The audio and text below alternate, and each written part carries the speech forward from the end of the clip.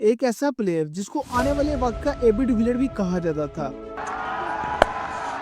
Oh, shot. Picked up and gone all the way for six. और जिसने 800 से ज्यादा रन बनाए। Cummins to Ayoub, charges! That's the shot of the evening, just sliced it away. 165 plus का strike rate. Too full from Nicholson Gordon. Yeah, just held the pose. One bounce into the boundary.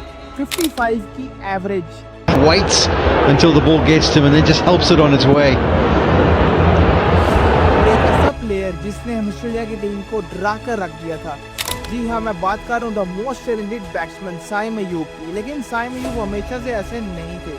जी हाँ, एक वक्त था जब साइम अयूब को सब लोग पर्ची प्लेयर कहा करते थे और जो कुछ हद तक ठीक भी था, क्योंकि साइम अयूब मुसलसल फेल होने के बावजूद टीम से बाहर नहीं हो रहे थे। 2021 के पीएसएल के बाद साइम अयूब की 25 मैचों में एक भी 50 नहीं थी। स्ट्राइक रेट भी 122 से गिर चुका था और हाईएस्ट स्कोर अब तक सिर्फ 15 था। जिसने बनना होता है उसके लिए कुदरत रास्ते बना देती है। जिसको स्टार बनना होता है 2021 वर्ल्ड कप के बाद पाकिस्तान की ओपनिंग पार्टनरशिप काफी अच्छी थी। बाबर और रिजवान कॉन्स्टेंटली पाकिस्तान को अच्छा परफॉर्म करके दे रहे थे, लेकिन पावर प्ले में पाकिस्तान का स्ट्राइक रेट अभी भी कुछ खास नहीं था, जिसकी वजह से साइम अयूब को लाने का फैसला किया गया। साइम अयूब को लाने का मकसद ये था कि पाकिस्तान की टीम में एक ऐसा पावर हिटर आए जो कि तकरीबन 160 का स्ट्राइक रेट से खेल सके, जिसका जवाब पाकिस्तान को आगे जाके मिल भी गया।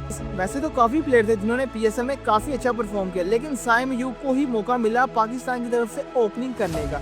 ये साइम अयूब के लिए काफी बड़ा एजाज था, क्योंकि 2022 के बाद साइम, बाबर और रिजवान की जबरदस्त ओपनिंग को तोड़ने वाला कोई वो एक प्लेयर थे। कुछ लोग तो इनको यशस्वी जयसवाल के साथ भी कंपैरिजन कर रहे थे, लेकिन पहले वक्त जब साइम अयूब को कोई देखना भी नहीं चाहता था टीम के अंदर, आप सब लोग साइम अयूब के फैन हो गए थे।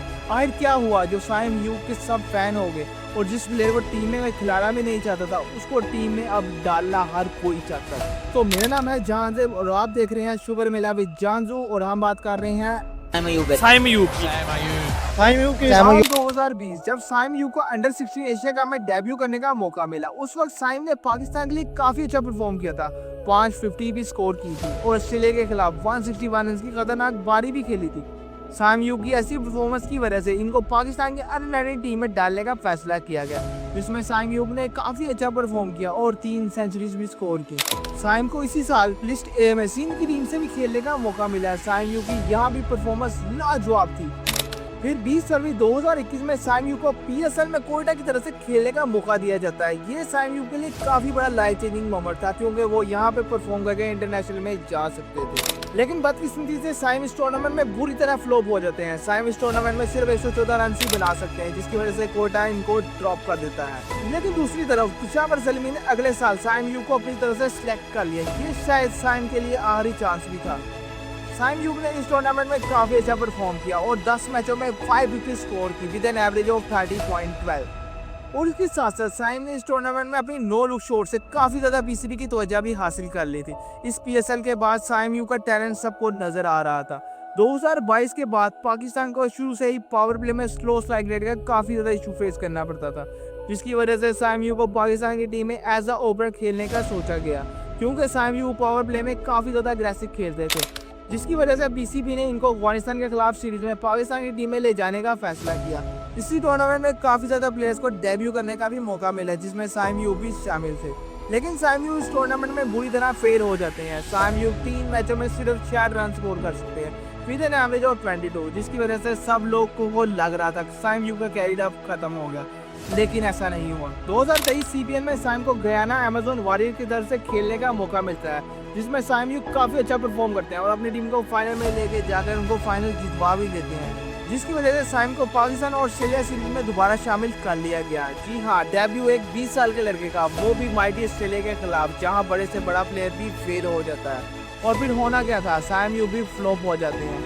एंड फिर इस सीरीज के बाद पाकिस्तान की सीरीज हुई न्यूजीलैंड के खिलाफ। इस सीरीज में भी साइम अयूब कुछ खास परफॉर्मेंस नहीं दिखा सके और फिर से फ्लॉप हो गए। इसके बाद आयरलैंड और इंग्लैंड सीरीज में भी साइम अयूब मुसलसल फेल होते रहे, लेकिन फिर भी पीसीबी ने 2024 वर्ल्ड कप के लिए पाकिस्तान की टीम में सिलेक्ट कर लिया। अभी भी साइम अयूब से लोगों को काफी ज्यादा उम्मीदें थी, लेकिन साइम अयूब इसमें भी फ्लॉप हो जाते हैं और यहाँ तक कि कनाडा की जैसी टीम के खिलाफ भी वो एक भी 50 स्कोर नहीं कर सके।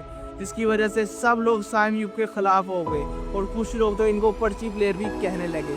लेकिन फिर आई पाकिस्तान और बांग्लादेश टेस्ट सीरीज। इस सीरीज में साइम यूक शानदार 250 स्कोर करते हैं और इंग्लैंड के खिलाफ एक 50 भी लगाते हैं, जिसकी वजह से साइम की रिदम्स वापस आती दिखाई दे रही थी। इसके बाद आई एक ऐसी सीरीज जिसने साइम की लाइफ को बदल कर रख दिया। जी हाँ, पाकिस्तान और ऑस्ट्रेलिया की ओडीआई सीरीज।